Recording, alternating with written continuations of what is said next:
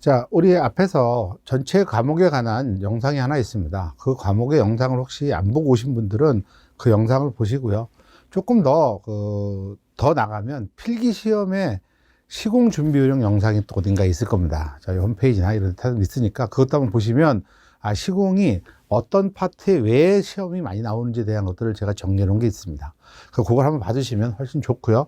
자, 우리 실기에서 나오는 것들 중에서 시공이다라고 하는 과목은 마찬가지 출제되는 경향, 어디에서 출제가 되는지, 그 다음에 이거를 어떻게 준비를 할 건지에 대한 것들을 제 나름대로의 의견을 피력을 한번 해보도록 하겠습니다.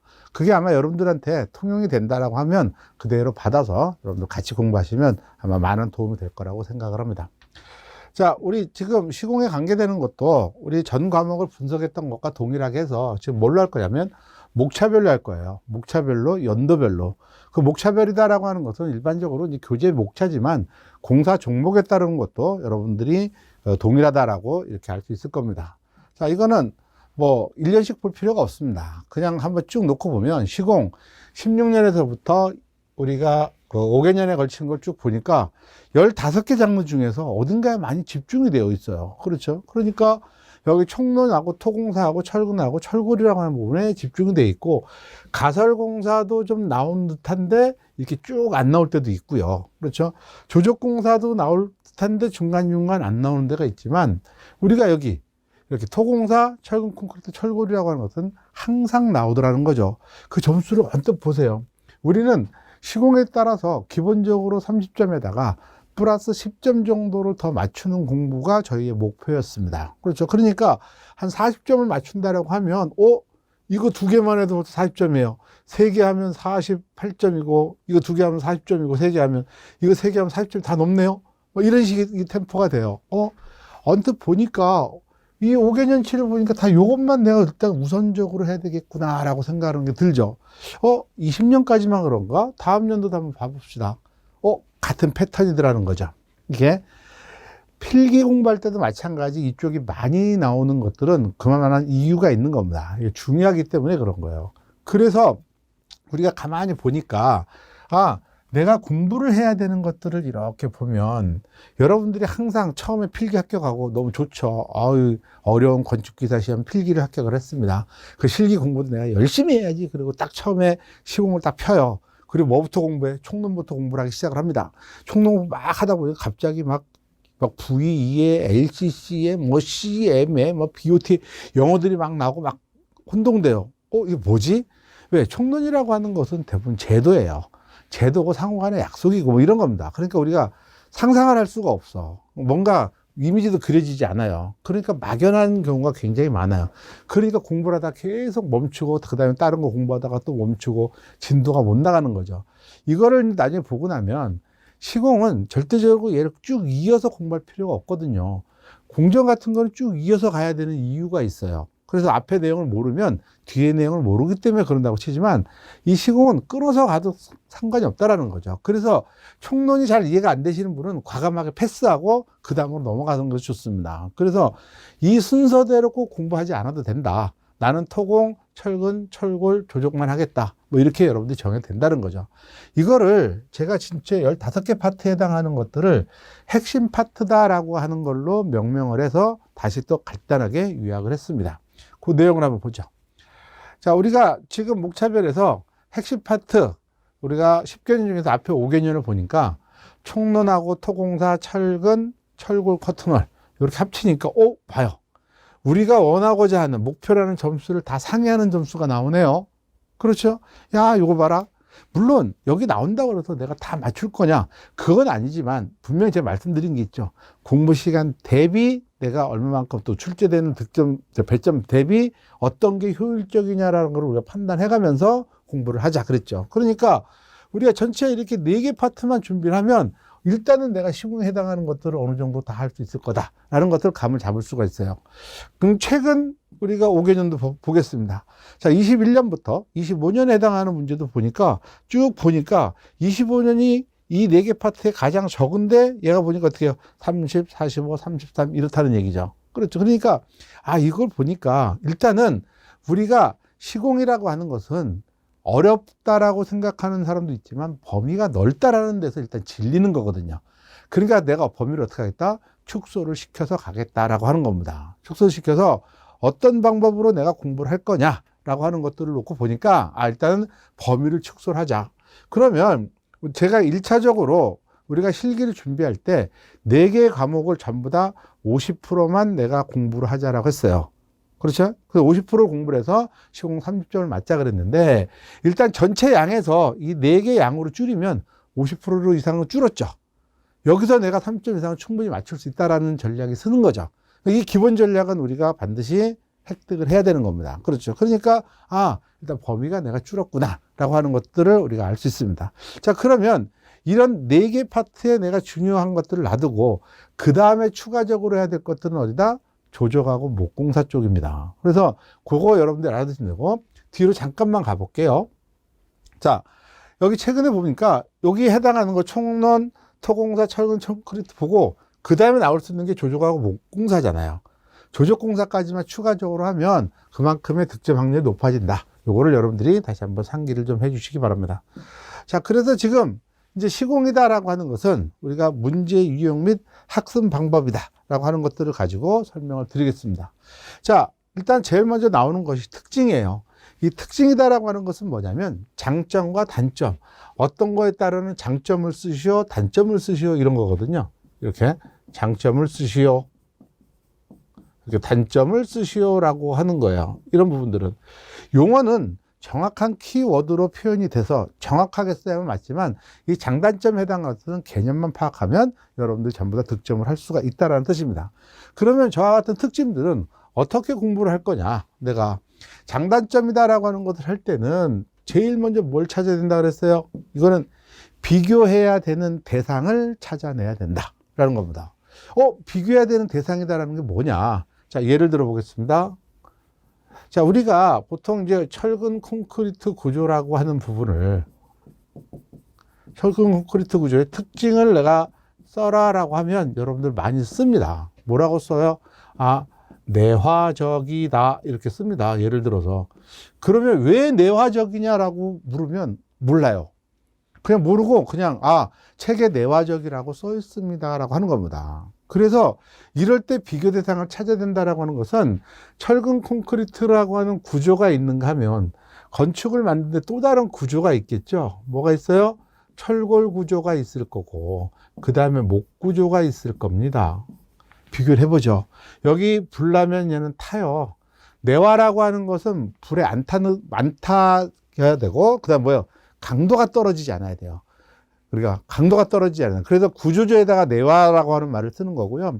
불연이라고 하는 말은 마감재에다 쓰는 겁니다. 내화나 불연이나 다 불에 안 타야 되는데 내화는 강도가 떨어지면 안 된다라는 같이 포함하고 있는 거예요. 그러니까 내화다라고 하는 말이 있으면 뭔가 구조적인 거에 지금 어떤 이야기를 하고 있구나. 여러분들이 그걸 알아야 되는 거죠. 철골이라고 하는 것도 우리가 500도 정도만 되면 강도가 절반으로 딱 떨어져요. 콘크리트는 그렇게 많이 떨어지지 않는다는 거죠. 서서히 떨어지는 거죠. 그래서 철근 콘크리트가 내화적이다라고 이렇게 이야기를 하는 겁니다. 그러니까 보니까 내가 비교해야 되는 대상을 찾아 놓으면 이 특징들을 장단점을 정리하기가 굉장히 쉬워진다는 겁니다. 그래서 무작정 암기하는 것이 아니라 특징에 해당하는 비교 대상을 내가 찾을 수 있는 것들을 보통 공부할 때 찾아서 옆에 써가면서 공부를 하면 내용을 훨씬 더 쉽게 정리할 수 있어요. 자, 우리가 이런 것들을 한번 더 보겠습니다. 얘를 파악하려고 봤더니, 비교대상 파악했더니, 종류가 알아야 돼요, 종류. 그렇죠. 그 종류를 내가 알아야지만. 지금 제가 방금 전에 예시로 설명을 드렸던 것처럼, 철근 콘크리트 구조, 철골 구조, 목 구조라고 하는 기본, 조적 구조까지 넣어도 마찬가지지. 이런 건축의 구조가 4개가 있다는 걸 알아야 상호가 비교가 될 거 아니에요. 그러니까 이런 종류다라고 하는 것들을 먼저 명확하게 우리가 파악을 해야만 우리가 저런 것들을 훨씬 더 쉽게 정리할 수 있고요. 잠시 후에 종류와 그 다음에 특징을 같이 묶어가면서 제가 저거를 전략으로 한번 다시 수립을 한번 해보도록 하겠습니다. 자, 예를 들어서 이런 특징을 써라. 그럼 터파기라고 하는 것이 나와 있습니다. 이거 말고도 많은 터파기가 있을 거예요. 그렇죠. 근데 지금 이 터파기에 해당하는 특징 그러면 여러분들이 공부를 할 때 어떻게 해요? 버팀대 공법 그러면 불균등 토합이 작용하면 불리하고 버팀대가 많이 들어가서 큰 장비가 들어갈 수 없으며 뭐 이런 걸 갖고 막 외운단 말이에요. 그렇죠? 외우는 거 맞죠. 근데 그런 것보다는 이거를 상호 비교를 할 수 있어야 된다라는 거죠. 자, 그러면 우리가 터팍이다라고 하는 거를 이렇게 보면 이렇게 여기 내가 버팀대가 있고 여기는 어스앙카가 있고 이렇게 그 다음에 지하 연속벽이 이렇게 있을 거고 여기는 톱다운이 이렇게 있을 거고 그 다음 이쪽에는 내가 뭐요 SPS 연구 버팀대 공법이 있다 그러면 한꺼번에 쭉 놓고 봐보겠습니다. 자, 여기가 흙막이를 설치하는데 얘는 이렇게 흙막이 여기 흙막이 이렇게 버팀대하고 어스판까지는 우리가 이렇게 토류판이다라고 하는 걸 가지고 그렇죠. 그냥 간단하게 개념으로 그리면 이렇게 너를 가지고 지금 막아놓은 거예요. 그렇죠. 그 다음에 지하 연속벽부터 톱다운 해서 연구 버팀대다라고 하는 방법은 여기 자체를 뭘로 막은 거다? 콘크리트로 막는 거다. 구조체. 얘를 구체 흙막이다라고 하는 거잖아요. 구체 흙막이. 그러니까 요 자체를 그냥 콘크리트다. 이렇게 여러분들이 생각을 하시면 됩니다. 그럼 일단 비교를 해봤을 때 이쪽으로 갈수록 강성에 잘 견딜 거고 물에도 잘 견딜 거고 그렇죠. 큰 토합이 작용해도 얘는 견딜 거고 여기와 여기 시간이 어떤 게 더 많이 걸려요? 얘가 더 많이 걸려요. 여기와 여기 봤을 때 얘가 어떻게 돼요? 비용도 훨씬 비싸요. 응? 그 시간도 많이 걸리고 비용도 비싸다. 품질은 더 좋아지고 얘 자체는 구조체로도 우리가 쓸 수 있다라는 게 벌써 그냥 정리가 되잖아요. 여기에다가 이제 버팀대라고 하는 걸 집어넣어 보니 우리가 여기 버팀대가 이제 여기는 이렇게 들어가는 거고 그렇죠? 얘는 이렇게 들어가는 걸 뭐야? 이렇게 당겨서 그러면 일단 공법을 설명하기 있어서 얘는 이렇게 그래서 버팀대가 많이 들어가서 가시설물이 많이 들어가고 나중에 이 가시설물을 해체할 때 우리가 안전이라든지 환경, 공해에 여러 가지 문제점들도 있고 그래서 큰 장비가 못 들어간다. 근데 대신에 얘는 이렇게 공간이 넓으니까 큰 장비가 들어갈 수가 있는데 인접 건물에 지하 구조물이 있으면 작업이 곤란하고 나중에 이걸 해체하지 않으면 우리가 공해의 위험이 있구나. 이렇게 우리가 파악을 할 수 있다는 거죠. 그러면 보세요. 지하 연속벽, 톱다운 공법, SPS 연구 버팀대 공법의 어떤 특징, 장점을 쓰라라고 하면 얘 따로 외우나요? 아니에요. 쓰라고 하는 문제는 이 세 가지가 전부 다 하나의 특징으로 딱 정리해서 여러분들이 끝내줘야 된다는 겁니다. 왜? 이 세 개가 다 뭐예요? 구체 흙막의 특성을 가지고 있으니까 물론 톱다운 공법만이 가지는 특징도 있고 여기 연구 버팀대만이 가지는 특징도 있어요. 근데 그것까지를 넣어서 정리할 필요가 없다라는 거죠. 그건 일단 2차적인 문제고 그냥 이 세 가지에 해당하는 장점이나 단점, 특징을 써라 그러면 같은 공통적인 거를 싹 묶어가지고 한꺼번에 정리를 해야 되는 겁니다. 그렇게 정리하고 나서 우리가 지하 연속벽과 톱다운의 차이, 그 다음 톱다운과 SPS 연구 버팀대의 차이를 찾으면 한두 가지만 정리하면 한꺼번에 다 끝날 수가 있어요. 그래서 특징이다라고 하는 것은 이런 방법으로 해서 뭘 해요? 비교 대상을 찾아놓고 여러분들이 문제점을 보시면 훨씬 더 쉽게 접근할 수 있습니다. 이해되죠? 그래서 그런 방법으로 여러분들이 우리가 정리를 한다. 이렇게 보시면 된다라는 뜻입니다. 자, 그렇다면 우리가 특징이다라는 걸 알려면 지금 제가 설명드린 것처럼 종류를 안 보고 여러분들이 쓸 수 있어야 되는 거죠. 실기에서 어쩌면 이 두 가지가 여러분들한테 가장 관건이에요. 용어로 정리하는 거랑 종류를 내가 안 보고 쓰는 거랑. 이게 첫 번째 여러분들이 그 시공에서 준비해야 될 내용들입니다. 근데 이 종류가 두 가지로 나눕니다. 종류가 무한한 게 있고 종류가 유한한 게 있어요. 이것도 뭔 소리냐. 내가 어떤 거의 종류, 어떤 거의 원인, 그죠? 원인의 종류를 써라 이렇게 나타났어요. 그러니까 이게 굉장히 많은 것들이 있어요. 무한이다라고 하는 것들이 내가 저런 무한에 해당하는 것들은 이해를 해야 돼요. 예를 든다면 이렇게 우리가 시공연도에 영향을 주는 요소다라고 하는 것들, 예?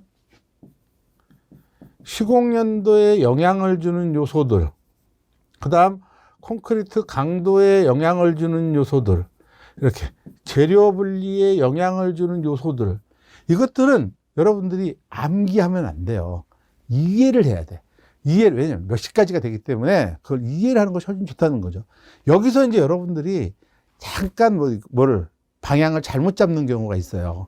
자, 이런 것들을 내가 기출 문제를 보니까 이렇게 기출문제 네 가지를 쓰시오라고 돼 있어서 하나, 둘, 셋, 넷. 근데 여러 기출은 네 가지, 네 가지를 딱 암기를 하고 본인들은 공부를 했다라고 했죠. 시험장에 갔어. 똑같이 나왔어. 오케이, 나 알았어. 내가 했던 거야. 근데 갑자기 하나가 생각이 안 나요. 실기 생각이 안 나면 뭐라 그랬어요? 안 한 거랑 똑같다 그랬잖아요. 그러니까 이런 걸 암기하는 게 아니라 이 기출을 봐서 이런 문제가 나는구나. 그럼 본인이 여기 네 가지라고 썼다고 하더라도 나는 몇 가지를 쓸 수 있을지 계속 유출을 해두는 겁니다. 그래야 한두 가지가 생각이 안 나도 다른 거를 유출해서 기억을 해서 내가 쓸 수 있다는 거예요. 나중에 언젠가 또 제가 말씀드리겠지만 기출문제에 해당하는 것은 문제 유형만 봐야 되는 거예요. 이런 게 나오는구나. 기출문제에 따른 답 네 가지면 네 가지 암기하고 이렇게 공부하는 방법은 실기에서는 약간 비효율적이다. 왜? 어차피 이거 네 가지를 암기하나 시공연도를 이해해서 여러 개의 종류가 있구나라고 해서 공부하는 거나 공부하는 시간은 거의 동일합니다. 나중에 효과는 오히려 이해하는 게 훨씬 더 빠를 수 있다는 뜻이에요. 그래서 그런 거 제가 미리 한 번 더 말씀을 좀 드리고, 그 무한에 해당하는 것들은 이해를 해야 돼요. 근데 유한으로 가는 것들은 얘는 암기를 해야 돼요. 이 암기를 해야 우리가 얘를 가지고 뭘 할 수 있어요? 특징이다라고 하는 거를 찾을 수가 있죠. 이 특징을 찾으려면 이 유한의 종류가 암기가 돼서 상호 무엇을 할 수가 있기 때문에 비교 대상을 해가면서 내가 이를 통해서 정리를 할 수 있다는 거거든요. 그래서 저와 같은 것들을 가지고 여러분들 정리할 수 있다. 이렇게 여러분들 받으시면 훨씬 더 쉽게 이렇게 내용들을 정리할 수 있는 겁니다. 자, 그 다음 내용으로 보면 이제 이런 종류가 이렇게 나왔어요. 이것도 마찬가지입니다. 자, 종류에 해당하는 건데 얘가 지금 뭐예요? 유한의 개수 종류니까 우리는 아까 터프하게 해당하는 개수죠. 터프하게 공법이 더 여러 개가 있어요. 근데 아까는 특징을 정리하라는 문제였고 이것은 특징을 정리하라는 게 아니라 이제 시험에 이렇게 나온다는 거죠. 이렇게 토질 시험에 이렇게 종류를 써라. 종류를 두 가지를 써라. 이렇게. 그렇죠. 그러면 많잖아요. 여기 하나, 둘, 셋, 넷, 다섯, 여섯. 최소한 여기 6가지잖아요. 6가지. 그렇죠? 이 6가지 어떤 거를 써든지 괜찮습니다. 그런데 그냥 이걸 가지고 관연도, 기출문제만 가지고 공부한 사람은 여기 답에 두 가지만 딱 있으니까 두 가지만 딱 외우고 말 거란 말이에요.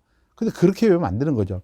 어차피 이걸 공부할 때 얘를 이렇게 놓고 보면 토질 시험은 크게 사운딩 시험과 제하 시험이 있다. 그러면 종류 두 가지를 써라라고 했을 때 답이라고 하는 게 내가 여기 사운딩 시험이라고 써도 되고 제하 시험이라고 써도 둘 다 답이 됩니다. 그렇죠. 또 다른 방법으로 쓰면 이렇게 여기 중에서 여기 6개 중에서 내가 골라 써도 돼요. 뭐 베인 테스트 이렇게. 그렇죠. 그 다음에 내가 여기 제하 시험 이렇게 써도 문제는 없다. 근데 행여 이렇게 쓰는 분은 없겠죠. 이렇게 사운딩 시험 여기 그 다음에 스웨덴식 이거는 무조건 틀릴 수 있다는 거죠. 그러니까 내가 토질 시험의 종류가 시험 문제 나온다라고 하면 요렇게 나올 수 있고 사운딩 시험의 종류가 나올 수 있고 제하 시험의 종류가 나올 수가 있다. 이거를 혼재돼서 쓰는 방법은 옳지 않겠구나 라고 하는 것들을 정리하면 이 한 문제고 토질 시험의 하나의 문제지만 이 내용을 통해서 나오는 문제의 유형까지는 내가 다 파악할 수가 있다는 거죠. 그래서 제일 먼저 종류라고 하는 것들을 저렇게 파악하는 게 실기에서 제일 먼저 해야 될 거고 그 다음에 이제 우리가 용어다라고 하는 걸 가지고 여러분들이 정리하는 것들을 다시 또 해야 된다라고 이렇게 여러분들이 판단하시면 됩니다. 그래서 유한의 종류는 저렇게 종류를 쓰라고 나오기도 하고 특징이라고도 나오니까 그쪽에 해당하는 거에 우리 주로 포커스를 잘 맞춰서 정리를 하자. 이렇게 제가 지금 말씀을 드리고요. 자, 그 다음에 용어입니다. 이게 참 어렵습니다. 그렇죠. 여러분들이 이제 기사를 합격하고 조금 시간이 지나면 이제 기술사라고 하는 것도 여러분들이 응시를 합니다. 그 기술사에 해당하는 것도 항상 중요한 게 뭐냐면 용어 시험이거든요. 용어 시험 한 문제당 10점씩 10문제 100점인데 거기서 당락이 대부분 다 좌우가 됩니다. 그래서 실기 시험에서도 이 용어다라고 하는 것들이 나와요. 근데 이 용어는 그럼 어떻게 정리할 거냐? 용어는 일단은 먼저 비교해야 되는 문제하고 단순한 문제가 있어요. 자, 비교해야 되는 문제, 예를 들어 다시 비빔, 대비빔. 우리가 공정으로 가면 크리티컬 패스 CP와 최장 패스 LP 이런 것들 다 비교를 해야 됩니다. 이런 비교해야 되는 것들은 무엇을 적어야 되냐면 차이점이 서술이 돼야 돼요. 둘 다 콘크리트를 다시 비비는 겁니다. 그러면 얘는 무엇에 의해서 얘는 재료 분리가 일어났기 때문에 다시 비비는 거고, 얘는 응결이 시작됐을 때 비비는 거기 때문에 얘는 품질이 좋아질 수가 없죠. 나빠집니다. 그래서 얘는 허용하지 않는다라고 하는 게 표기가 돼야 이게 둘 차이를 명확하게 정리할 수 있는 겁니다. 이렇게. 그렇지 않고 그냥 이렇게 다시 비빔, 대비빔 나오면 똑같지만 여기에 내 콘크리트를 다시 비비는 거라고 해도 맞았다라고 할 수도 있다라는 거예요. 이런 것들은. 그죠? 그러니까 비교해야 되는 용어들이 시험 문제 이렇게 나오든 안 나오든 우리가 공부할 때, 얘하고 얘는 차이점을 내가 뭔가 기억을 해야 되겠구나. 그러면 차이점이 노출되도록 여러분들 딱 정리만 하시면 훨씬 쉽게 내용들을 정리할 수 있고, 그 다음 나중에 답안 쓰기도 훨씬 더 쉬워집니다. 여기 다시 비빔과 물시멘트비, 물시멘트 물과 시멘트의 중량비, 근데 상태를 써줘야 된다라는 거죠. 그렇죠. 그러니까 그런 내용들을 우리가 정리를 해야 되는데, 여기 이제 중요한 게 용어에서는 항상 나오죠. 뭐냐? 키워드로 정리를 해라. 이런 말이 나옵니다. 도대체 그럼 키워드가 뭐냐? 키워드가 뭐냐? 자, 여기 용어가 나옵니다. 그렇죠. 이거 보신 분들도 있고, 안 보신 분들도 있을 거예요. 이거를 가지고 이 안밀이라고 하는 거를 쓰라고 문제가 나왔으니까, 보통 공부를 열심히 하시는 분들은 이렇게 해요. 외력에 의하여 흡입자 사이에 간극수가 제거되어 집안이 수축되는 상황, 외력에 의하여 이렇게 다 외우려고 그러죠. 그렇게 외울 필요가 없어요. 우리가 이 용어다라고 하는 것은 뭐냐면, 다음 용어를 간단히 설명하시오예요. 그런데 그 안에 중요한 내용만 들어가 있으면 된다라는 거죠. 그래서 이 용어를 가지고 우리가 무엇을 한다 그랬어요? 제가 키워드를 뽑자 그랬죠. 이렇게. 그래서 키워드를 뽑아내는 겁니다. 이 키워드라고 하는 것은 뭐예요? 중요 단어야. 중요 단어를 먼저 뽑으면 돼요. 이렇게. 그럼 중요 단어를 뽑을 때 의하여, 사이에 이렇게 뽑는 사람은 없을 거 아니에요. 그렇죠. 그러니까 처음에는 이렇게 연습 안 해보시면 조금 어려울 수 있어. 내가. 그렇죠. 근데 해보시면 나중에 금방 공부가 돼요. 그냥 뽑아서 내가 문장이 만들어지기 시작을 해요. 그러면 공부할 때 탄력이 붙기 시작을 합니다.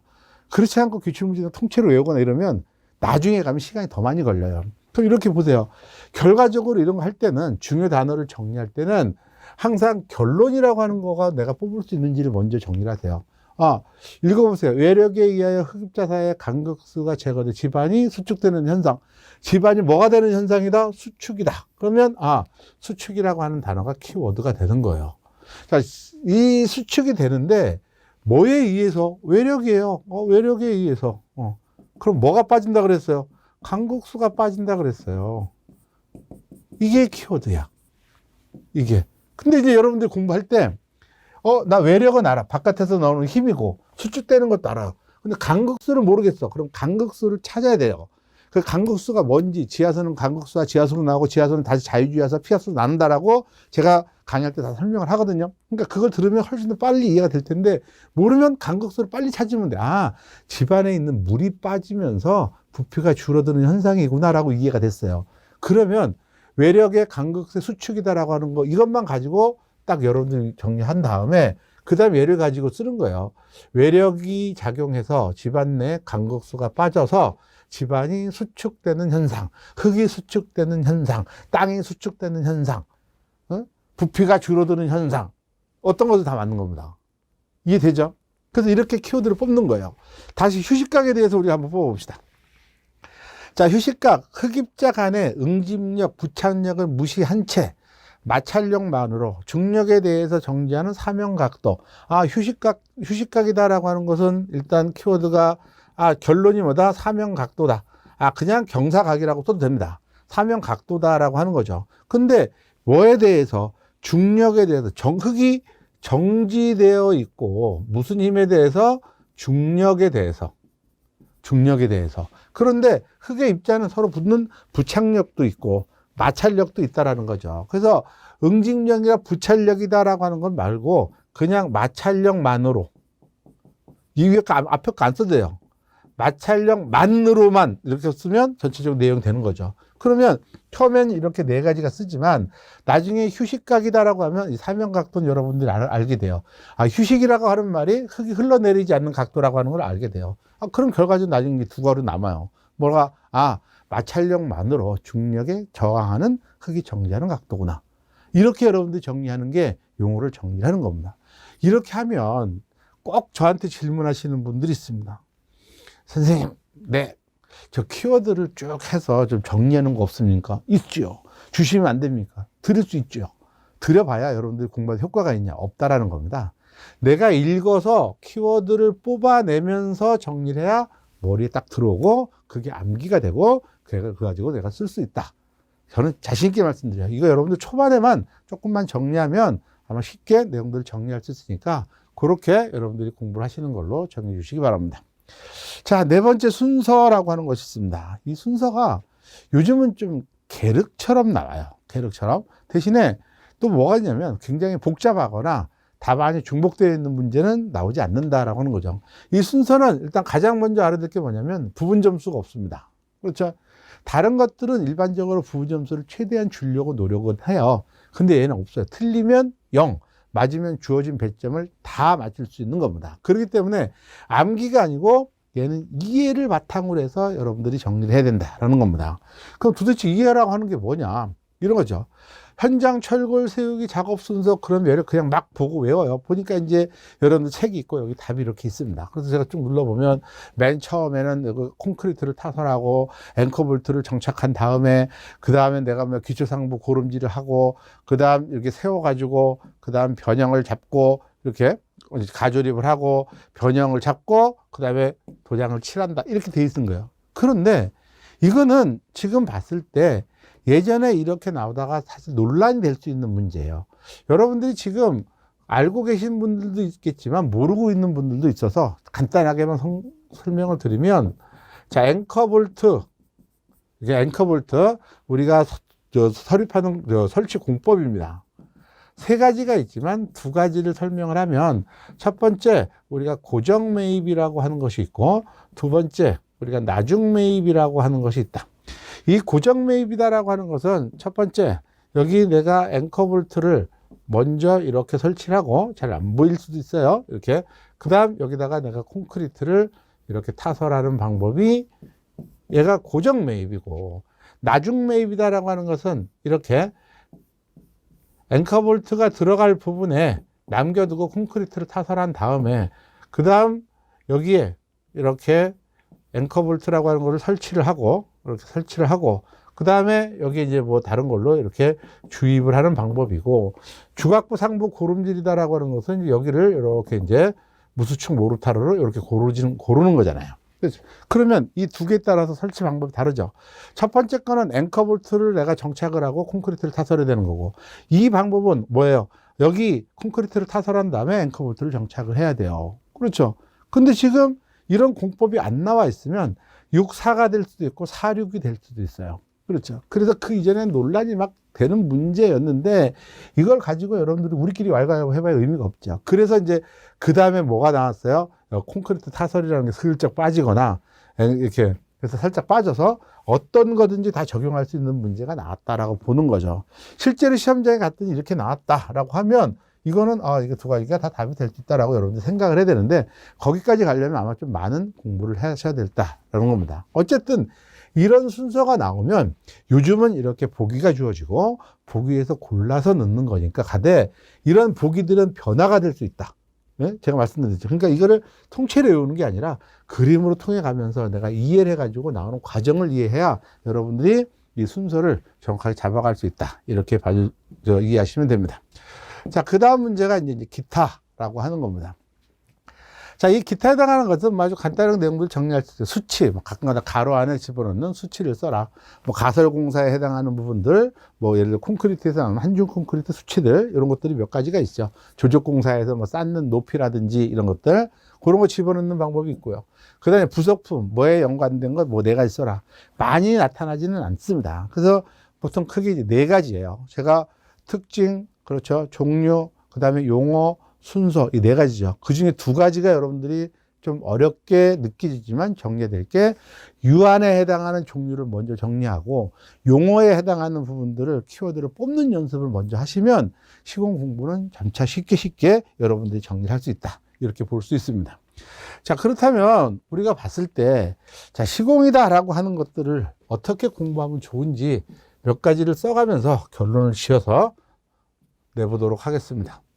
자, 우리가 시공을 공부하는 방법. 자, 제일 먼저 여러분들이 알고 있는 기출문제다라고 하는 것들을 너무 좋아하지 말자. 얘가 필요를 한 거죠. 얘는 왜 어떻게 나왔는지를 내가 알아야 되는 거니까. 그래서 얘는 문제 유형만 먼저 파악을 하자. 문제 유형만 파악을 하고 여기 문제를 통해서 답까지는 하지 말자. 이렇게. 그래서 이런 문제가 나왔다라고 하는 거죠. 그래서 이 문제 유형을 파악한다라고 하는 말의 의미 자체는 이 문제 유형을 파악한다라고 하는 것은 내가 무엇을 어떻게 공부하냐. 앞에 내가 이론적인 내용을 공부할 때 뒤에 나와 있는 그 파트 뒤에 있는 문제들을 한번 쭉 보세요. 문제가 이렇게 나오는구나. 그리고 나서 내가 앞에 있는 이론을 보면 반대로 공부하는 거죠. 이론을 보고 문제를 보려고 하지 말고 뒤에 문제들이 이런 게 나왔네 보고 다시 이론을 보시면 이 내용의 문제 유형이 이렇게 나오니까 여기 답이 이런 것들이 답이 되겠구나. 이렇게 여러분들이 공부하자. 시공은 꼭 순서대로 가는 게 정석은 아니다 라고 하는 것들을 지금 계속해서 말씀을 드리고 있는 겁니다. 자, 그러면서 우리가 이거 무엇을 해야 되냐면 이거를 가지고 정독을 해요. 정독. 처음부터 내가 암기를 하려고 하지 말자. 처음부터 다 암기하려고 그러면 머리 터져요. 그러니까 그냥 여러분들이 알고 있는 이론서를 가지고 정독을 하면서 무엇을 찾아야 된다 그랬어요? 내가 먼저 공부해야 될 거, 그 다음에 공부해야 될 거, 나중에 공부해야 될 것들을 내가 찾아내자라는 겁니다. 이거를 이렇게 먼저 공부해야 될 것들은 뭐냐? 먼저 공부해야 될 것들은 이렇게 가장 최근 문제, 최근에 나온 거, 그 다음에 최근에 자주 출제되는 것들이 상입니다.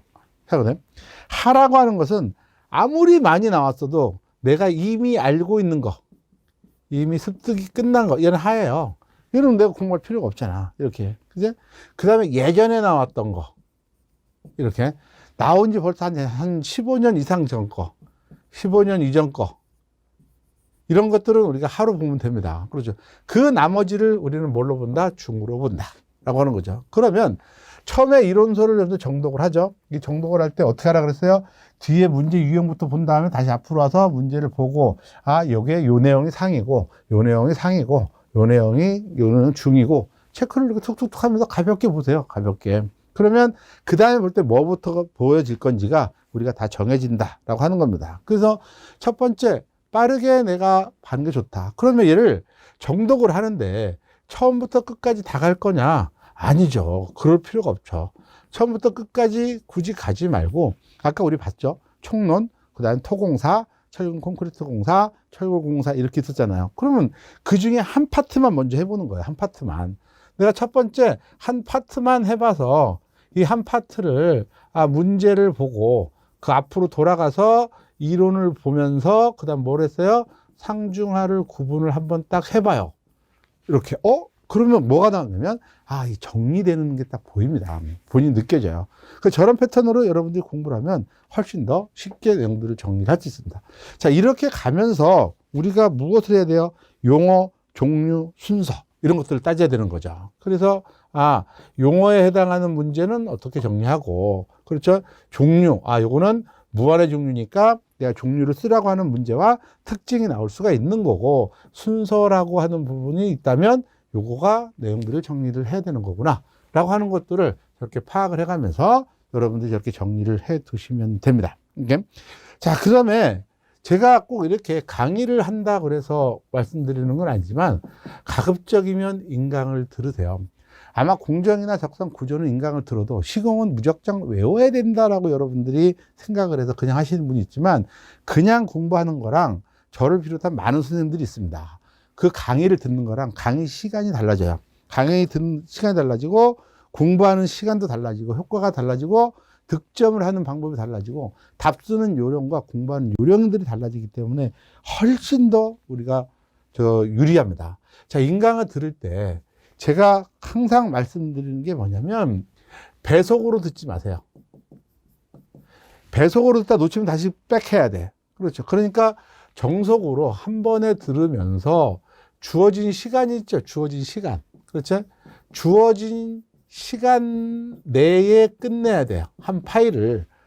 학원에서는 3시간에 대한 3시간 수업 딱 끝나는데 여러분들은 1시간짜리를 가지고 3시간씩 들어요. 반복 들을 수 있다라는 그런 명하에 그럴 필요 없습니다. 그러니까 그렇게 해서 내가 정해진 시간에 끝나야지만 우리가 진도가 나간다라고 하는 걸 보고 그렇게 한 번 듣고 이제 틈나는 대로 공부에 집중하지 못하더라도 그냥 내가 틀어놓고 그냥 무식증 들으면서 뭐 버스 타고 다니면서 이렇게 그때 반복해도 괜찮습니다. 근데 집중해서 수업을 때만큼은 반복하지 않는 방법대로 우리가 가자라는 것들 좀 기억을 해 두시고 학원 강의가 있으면 학원 강의 듣는 게 더 좋을 수 있습니다. 그렇죠. 왜냐면 진도 관리가 되니까 그런 것들 여러분이 다 알아주실 것 같고요. 5번째에 항상 검정색 볼펜으로 쓰자. 연습할 때는 맨날 딴 거 쓰다가 시험장에 가서 그 펜으로 들고 가지 말고 시험장에서 가서 들 걸로 쓰고 연습을 하자라는 거고 실기는 무조건 답을 써야 됩니다. 그렇기 때문에 항상 본인이 직접 써요. 직접 답을 쓰고 이거를 확인을 해봐야 돼. 용어도 쓰고 나서 내가 한번 읽어보면 됩니다. 아, 이게 맞게 정리가 된 건지 쫙 한번 읽어보시면 내용들을 정확하게 알 수 있습니다.